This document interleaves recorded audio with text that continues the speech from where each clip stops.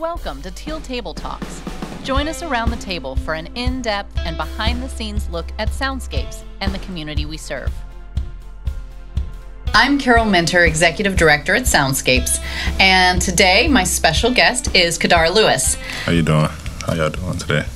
So Qedar is going into his fourth year at Norfolk State University, and the reason he's so special to us, he's part of our very first class of first graders at Soundscapes and part of our first class of graduating seniors. So we're so glad you're here. Thank you for coming today. This is going to be fun. Glad to be here. Glad to be here. Good. So as one of the very first students to experience Soundscapes, you were here part of the program kind of as it was being created, which is a fun perspective. What stands out to you when you look back at your time with Soundscapes in the early years? That's a good question. Looking at it back then, it was more like you can tell it's something special was being built up. That makes sense. Like it's there now and everybody sees it now, but back then it was like still trying to get started. Kids coming in. It was kids like me. Like I didn't even start the first day. I started a good 2-3 months into it because I seen all my friends that I was going to school with. I'm like, what are y'all staying after for? I'm like, we better play some music with Soundscapes. I said, Soundscapes. Music. I don't know. At that moment, I felt interested in it, and then when I really got into it, I just loved it ever since. Honestly, that's great. What was it you saw your friends staying after for, and what about it appealed to you? Bucket band. Yes. There was buckets in the gym. I'm like, why is there buckets with sticks on top of them in the gym? I was confused. Like, what's going on? That's not a drum, but. Quickly learned when I got there, it's more than a drum. You can make any music out of anything. That was one of the biggest things that I was taught from a young age. Like, you don't got to play a brass instrument. You don't got to play a real expensive instrument. You can make music out of anything, at the table, anything, anywhere. Yeah, there's something pretty special about those bright orange upside down buckets. Definitely. So, have you stayed in touch with any of the students or staff from those early years? Yeah, one person, Yafa Howe. I'm also in contact. I don't know, you remember Sean Ray? Okay. It's a long time ago, but Yafa is a drum major. I'm proud of him too, by the way. Shout out to Yafa. Drum major, just crossed Kappa. Really proud of him. He's drum major at ECSU. He been doing his thing there. We actually go to Norfolk State, so as mentioned earlier, we battled them our first year there. We battled them. I didn't get to see Yafa, but I knew he was there. So, yeah. I don't know if I should ask this. How'd it go? How'd it go? Oh, yeah, we destroyed them. Oh, all right. Fair enough. No, but ECSU is a good school, but I'm just biased to my school. I'm sorry. That's all right. We'll allow it. So, I mean, as I understand it, music has stayed an important part of your life, right? Yes, ma'am. Yeah, so can you share with the listeners and the viewers, how are you involved with music today? How am I involved in music today? I'm currently in a band at Norfolk State University playing sousaphone, tuba, cross bodacious basses. Shout out bodacious basses. I've been doing that for the last couple of years, and that's what I've been doing as far as me performing with music and continuing my journey in music. Fantastic. And you mentioned your instrument. So has that tuba and sousaphone, right? So has that always been your instrument from all the way back at Soundscapes, or did you start on something else? I started on baritone initially. Okay. I started on baritone. I still play baritone a little bit. I dabble in it here and there to this day. I actually want to get my own baritone. My goal right now, I'm trying to learn how to play every low brass instrument because I have the lips for it. It's hard. It's just so difficult for me to play trumpet. I can't. I feel like the mouthpiece is too small. But any low brass instrument, that's what I'm really trying to get good at this moment. Awesome. That sounds like a worthy goal. That's very cool. Yeah. I know a lot of musicians that add instruments to their repertoire, so that's really neat. And how's school going? So what are you studying? What's that like for you at the moment? School's going good. This college, I have my difficulties. I'll admit that. But I'm studying music media. So producing, engineering, performing, anything other than teaching that you think about music, that's what I'm doing. That's what I'm studying at this moment. But I'm still open to teaching. But I didn't take that route as far as my major. But, yeah. That sounds really interesting, actually, because that's an area I don't know as much about. So what kind of classes are you taking? Like, what kind of things are you studying with the music production? Music production. I got a class called Media and Society, which basically is not really centered towards music, but it's centered to how music and other forms of mass communication could affect our daily lives and how we should use it to go through our lives. Yeah. No, that's actually really interesting. We talk a lot about careers in music here at Soundscapes, and it's not all performance and education. So I mean, that's really cool that's what you're studying is music without necessarily just focusing on the performance piece. Yeah. But still performing too. Yeah. That's a lot of fun. Yeah. I recently started rapping. Yeah. Trying to rap. Okay. I don't really like it. Not gonna lie. That's okay. It's not for me, but hopefully, I'm still do it because I like making my own music. I like being in my car and playing like a song that's mine. Nice. It's something different about hearing your own voice or hearing what you made play, and then everybody, if you playing in your car, somebody's bound to hear it next to you or anywhere, and that you never know, I could end up somewhere one day. Well, that's the best thing about music, though, right? Is it's a form of self-expression, and you made that, and that's awesome. Yeah. Very cool. Well, last week you did something pretty special. You came back to Soundscapes, but this time not as one of our students. You were actually one of our employees as a counselor at summer camp. Yeah, actually, I really enjoyed that. That was a lot of fun, right? Yes, good. Was. Seeing the other side, being on the other side of the spectrum, So for the listeners and the viewers who have not gotten the joy of experiencing a Soundscape summer camp, can you describe what is summer camp like at Soundscapes? Summer camp. Okay, so you get there in the morning. It's like a little meeting that we have with the students. We tell them basically what the breakdown is going to be for the day, what we're going to be doing, what activities we'll be going. After that meeting, we usually went to ensemble practice where the whole band, we're going through parts and key things that we could have did better or we can work on for the performance that was on Thursday. After that, I believe I got there a little late too, by the way, because I was working overnight, but I was there for most of the day. Yeah. After that, I believe it was the full ensemble, where we stayed there. We go over the parts, like I said, all that. After that, sectionals for a little bit. Go to your individual sections, strings, recorder, woodwind, bass. We had bass guitars there. That's crazy. Shout out to the basses. I like basses. Yeah. I love bass. Well, we had students from Carver and Greenwood, so we had the all. Oh, it was Greenwood too? I didn't know that. Yeah, we had musicians from the whole program. So it was very cool. Yeah, but I'm interrupting. Go ahead. You good. I didn't know that. That's crazy. I thought it was just Carver. Lunchtime. We had a good lunch. Kids, they were provided lunch by the school, by the city. Soundscape staff, Miss Kim. Shout out Miss Kim too, by the way. Got everybody some Jason Daly. It was delicious. Loved it. Every sandwich, I ate it. At the lunch, continued into, I guess, recess, you can call it. We did a little physical activity with the kids. I remember the first day, it was rock, paper, scissors tournament. So every kid, everybody had their own teams, like 5 people on each team. And they're basically just rock, paper, scissors with each other the whole time. And the winner goes on to another winner, loser goes to, you know how tournaments work.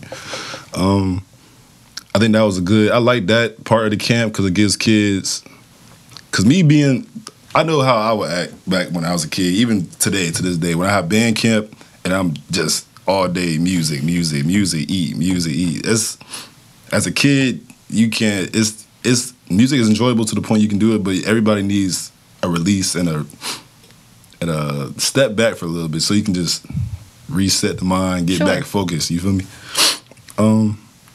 That's one of the biggest things. We did that. We had a basketball tournament where kids were shooting the balls or they'll throw a tennis ball at each other. It is various different activities outside of music to give the mind a break and have fun because it is summer. Yeah. And it was Olympics themed too, right? Yes. So there was like teams. I hear there's teams and points. I think. Yeah. Teams so and points. just to add that kind of extra element of little extra fun.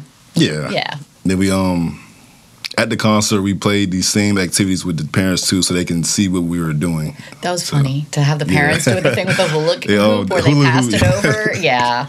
It was funny to me saying the parents struggle. And the kids do it in like 5 seconds. They took all day doing it. It just shows you what we like. We really, even just outside of music, we progress in other things too. That's right. So yeah.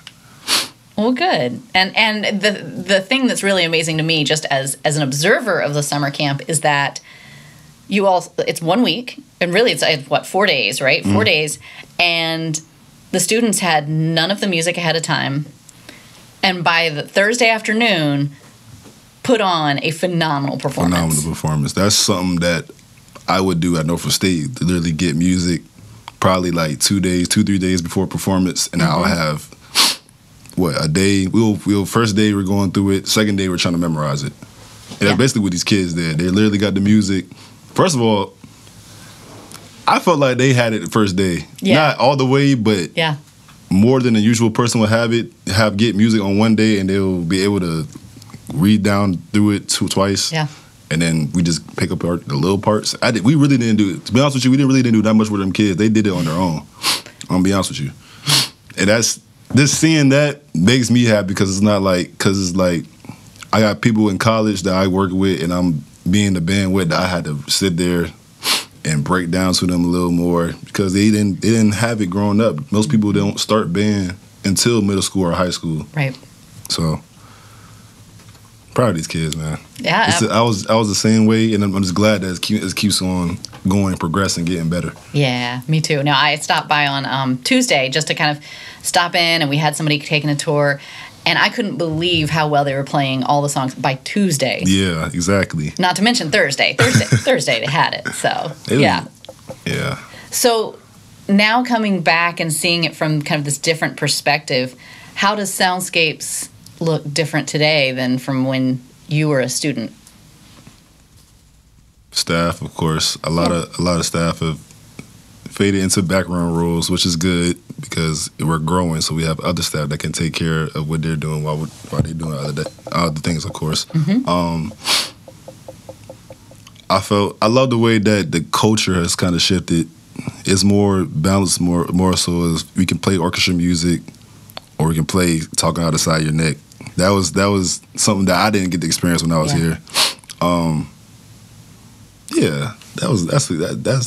That's one of the biggest things that I noticed. Just not just playing Ode to Joy. Nothing wrong with that. I love Ode to Joy, by the way. But it's just having the balance was the greatest thing I've seen, like culture. Nice. I'm glad to hear that. Yeah, we really are trying to mix in more genres and really trying to, I mean, gosh, there's so much wonderful music out there. Yeah. You know, why limit ourselves to just orchestral music? And another thing, adding on to that, exposing them to different genres of music at this young of an age will also increase their musicianship, because you can, marching band is more of a crank, play loud, obnoxious. Well, it's both kind of, but you know what I'm saying. Like, as far as when we out on the football field, it's loud, very obnoxious, loud noises, but orchestra is more balanced tone, musicality, all that. So just exposing them to different genres and different play styles is going to help them in the future. So that's a good perspective. I agree with you. Yeah, that's great. So where do you see Soundscapes heading? Where do you hope Soundscapes will head? Where do I see it? That's hard. That's a hard question to see. I know it's going to keep getting better, but I can't even imagine to where it will really get to in the next 5 years. It's been about 15 years it has. Already. Yep. We're about to have we've got an event coming up this fall to celebrate 15 years. Isn't that cool? Yeah, I might have to come there. I ain't going to lie. I have to be there. Oh, yeah. You definitely do. We'll make sure you're there. I'm not doing no band or anything. I got Mr. B always giving us some performances out of nowhere, so I gotta be cautious of that. But yeah, I would love to be there. Back to the question. I'm sorry. You're good. How do I see it in 5 years? I feel like it can grow more to where hopefully we're working with the PYO. Hopefully it can grow to a point where we can have kids perform with the Virginia Symphony. That's what I would want to see. That would be a good performance. I don't know how it would work, but I feel like we can make that happen. Like, we did some of that. We did a side by side with Peninsula Youth Orchestra. Oh, yeah. I seen that because my applied lesson teacher, Mr. DeBow, Peter DeBow, flute tuba player. Shout out to Mr. Bow. I seen him. He showed me a picture with him and Jaden. Nice. Yeah, and he talked to me about Jaden before I even brought it to him. So that's great. Yeah. That's fun. I saw some pictures of you and Jaden. Jaden is one of our young musicians at Carver that is also a tuba and sousaphone player. I saw some cool pictures of the two of you playing together too. That's really neat. I love seeing you, who is now, you've gone through most of the program. You're in college, and now he's the next generation coming up. Yeah, that's cool. He's gonna be better than me. I'm telling you that right now. He's gonna be better than me. I work every day, and I'm trying to do things, but Jaden is different. Shout out to Jaden. I'm showing out everybody, but shout out to Jaden. Jaden is really, you got it, man. Keep going, keep practicing. I don't want you to, don't get complacent with yourself, though. Keep trying to get better, because that's where I messed up at. That's good advice for all of our students. I'm going to actually get to that in a second. You know what? I'm going to jump ahead. So we're about to get to the Rapid Fire 4. These are the same 4 questions that I ask to every guest at the end of the season, or at the end of every episode. And this season's questions, one of them is, and I'm going to jump to question number 4 because you basically just answered it already. What is one piece of advice that you'd like to share with the students of Soundscapes? And what I'm going to do is actually ask you to speak right there to that camera, and we're going to put together all of these answers and share it with our students at the end. Okay, got you. So right to that camera, what advice do you have? Don't get complacent. Always try to get better. Don't settle for, you play through a phrase and you miss one note, but you got most of it. No, you got to go back and play that whole phrase and every note right, because that perfection is key, but nobody's perfect. But perfection is key. That's what you are striving for. Just always work, try to get better, look for different opportunities and things, and don't ever quit on yourself, because you got it. You're different. You have the experience. Just use it. I love that. Hopefully they'll listen to that. Hopefully they'll listen to you. They won't necessarily listen to all the adults that I have coming on, but you're an adult that they can relate to. They're like, all right, he's not that much older than us. I'm still We'll listen to him. This is what happens. We bring in our teaching assistants in the classrooms and the camp counselors, and the kids are like, all right, he's an adult, but he's a younger adult. All right, I'm going to actually pay attention to that one. So, okay, couple more questions on our Rapid Fire 4. Number 1, if you could snap your fingers and learn to play a new instrument instantly, what would you choose? Drums. Off rip, drums, because I want to play in church one day, and I don't know. Drums is a really, oh my God, that is a really complicated. I can't even.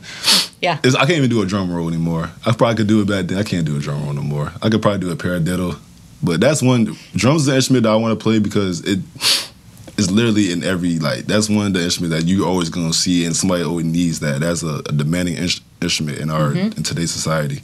So yeah, I'll pick drums. Good choice. Yeah, you're right. There's no song that doesn't have drums.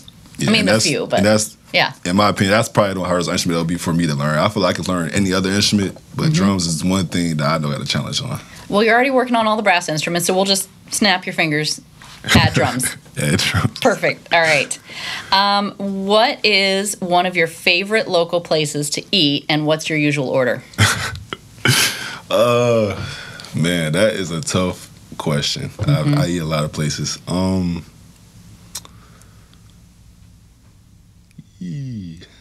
trying to think. I'm sorry. It's okay. Does that have to be my favorite? One that you recommend. One you recommend. Okay, so I used to work at Scrimp Shack. Love Scrimp Shack. Love seafood. I suggest you getting either a spicy catfish combo, or maybe the chicken, or you can get both. Add 8 shrimp, get you a drink. Can't go wrong. Oh, and it's not too heavy on your stomach. You're not gonna eat all that food either. You're gonna eat a good 2 pieces of fish, some fries, and you gonna be done. That's no joke. We've gotten Scrum Shack, and I always end up having it for lunch the next day. It's so good, though. And last but not least, what is your go-to song or artist if you need to boost your mood? Let me pull up my phone. There you go. This is some real life, you guys. He's actually checking to see. This is happening. I have a lot of songs. I'm trying to pick one that's appropriate because I listen to a lot of genre. Kendrick Lamar, Money Trees. There you go. Yes. Good Kid, Mad City. Excellent choice. Excellent choice. All right. Well, thank you so much. This has been so much fun. I appreciate you coming on, and thank you for watching and listening. Thank you for having me. I appreciate y'all watching. Please continue to support Soundscapes. I will. You'll see me. I'll try to make sure y'all see me more. Thank you. Thanks for joining us around the Teal Table. To see full Teal Table Talks episodes, recorded performances, and other videos from our program, subscribe to our channel at youtube.com/soundscapeshr.